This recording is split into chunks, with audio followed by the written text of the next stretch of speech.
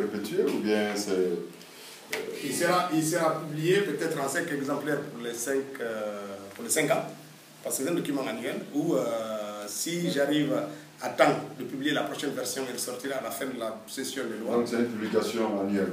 Le premier, il est annuel. Parce que c'est pas indiqué. Non, c'est pas indiqué. Non, ça fait partie de ce qu'on va améliorer. Comme c'est le numéro 1 qui est là, je pense que le numéro 2 qui va sortir, si on prend l'option de faire le document semestriellement, on le publiera. Mais c'est parce que la remontée aussi des données que je souhaite mettre dans la seconde version peut être assez lente, parce que c'est des données statistiques. Mais s'ils arrivent à temps, on publiera le prochain au mois de juin, à la fin du mois de juin.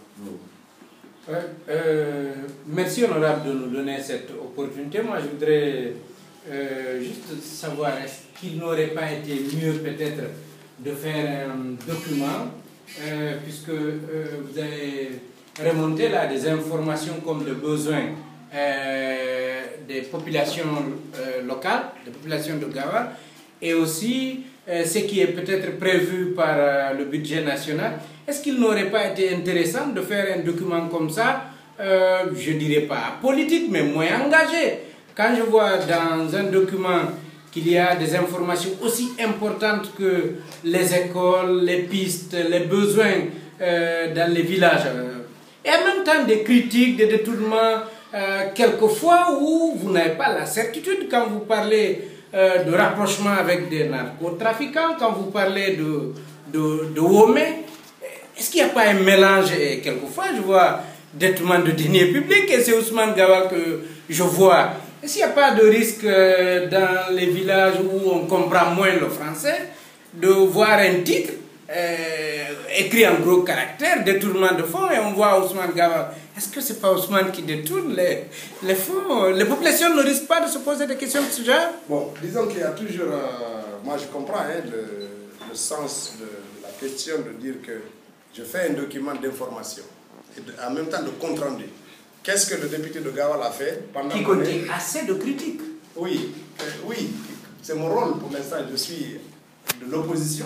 Mais, mon principal travail... Mais le député de l'opposition aurait pu faire un compte rendu, remonter des infos de la base, oui, pour une fois se contenter de ça. Il y a deux choses. Remonter les informations de base, c'est ça les tableaux en termes de besoins. C'est ce que je donne à l'autorité. L'autorité, je le dis, voilà nos besoins en termes de pistes, en termes de grade de franchissement, en termes de ceci. Ça, ce sont les besoins exprimés à la base. Et puis les constats, l'absence d'école, l'absence de ceci, cela.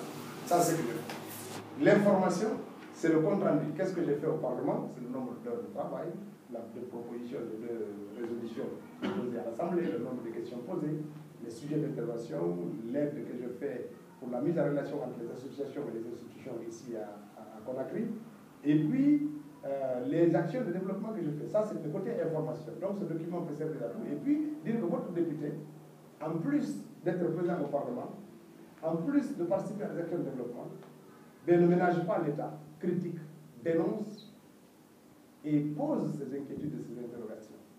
Voilà ce que je souhaite. Mais honorable, ma préoccupation, c'est que vous auriez pu, par exemple, produire un document qui dit qu'à Kakoni, il y a tel et tel besoin. J'ai, en tant que député, demandé ceci, le gouvernement ne l'a pas fait, ou on a voté un tel montant qui a été détourné. J'aurais pu comprendre des critiques, mais peut-être que de telles critiques, un tel document aurait pu être utilisé même par le préfet, par le gouverneur, par un sous-préfet, pour faire débloquer les choses. Mais si dans ce même document, vous parlez de détournement de fonds, vous parlez de rapprochement avec des narcotrafiquants, quelquefois des informations dont vous-même vous n'êtes pas certain, puisqu'il n'y a pas eu d'enquête qui le dise.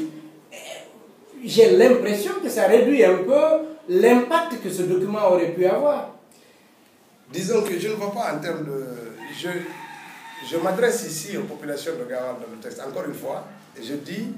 Mais aussi à des gens qui ne sont pas de Gawa. Oui, mais je dis voilà ce que j'ai fait.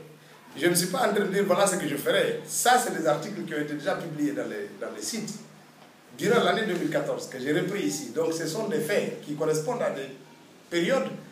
Parce que l'article, par exemple, qui parle de collision avec les narcotrafiquants a été produit à la suite de l'interception de la cargaison de devises à Dakar. Et les interrogations que j'avais à ce moment-là quelle est la place pour l'État de ce que les autres peuvent penser de cette manière de transporter de l'argent en espèces. À partir du moment où notre pays n'est pas encore sorti de l'indexation que les autres font de nous comme étant un narco-État possible, parce qu'ils étaient en Guinée-Bissau, pendant longtemps ils ont menacé notre pays, ce n'est pas encore fini. Maintenant, tout à coup, on transporte de l'argent comme ça, de cette façon dans le pays. Est-ce que les autres ne sont pas, on ne va pas les donner des matières pour classer notre pays dans cette zone très turbulente à risque de narcotrafiquants? C'est l'interrogation que j'avais à ce moment-là. C'est ce que contient ce texte. Je ne suis pas dans l'enfermation de dire que la Guinée est un narco où il y a une collision entre les deux. J'ai dit il y a une possible interprétation de collision lorsqu'on a interprété. Donc ce sont des articles qui ont été publiés il y a très longtemps sur les sites à ce moment-là. Moi je comprends. Maintenant, l'amalgame est possible dans... Mais attention, ne dites